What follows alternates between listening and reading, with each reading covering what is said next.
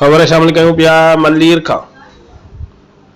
खानी welfare association पारां कराची के मुख़्तलिफ़ इलाइक़नि अंदर 200 खां वधीक गरीब ऐं मिसकीन माण्हुनि में रमज़ान शरीफ़ जो राशन तक़सीम कियो वियो।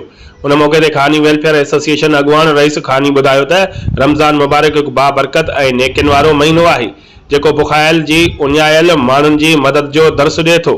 असीं खानी वेलफेयर एसोसिएशन के चेयरमैन सूफ़ी जमील खानी की हिदायतुनि ते अल्लाह पाक की रज़ा हासिल करण लाइ पूरे मुल्क में राशन तक़सीम करे रहिया आहियूं। खानी वेलफेयर एसोसिएशन चेयरमैन सूफ़ी जमील रहमान खानी चयो त असीं ख़ुशनसीब आहियूं जो अल्लाह पाक रमज़ान शरीफ़ जहिड़ो महीनो अता कयो आहे। हिन महीने में हिकु कतल खाराइण सां पूरे रोज़े जो सवाब मिले थो। कराची समेत सॼे मुल्क में राशन विरायूं पिया जेको सिलसिलो सॼो महीनो जारी रहंदो। नंढनि ॿारनि खे ईद जा तोहफ़ा ॾिना वेंदा। मुखैर ऐं सरंदीअ वारा इन कारे खेर में वधि खां वधि हिसो वठनि त जीअं ग़रीब माण्हुनि जी घणे खां घणी मदद करे सघिजे। रिपोर्ट कराए मुश्ताक अबोल, वे न्यूज़ मल्ली।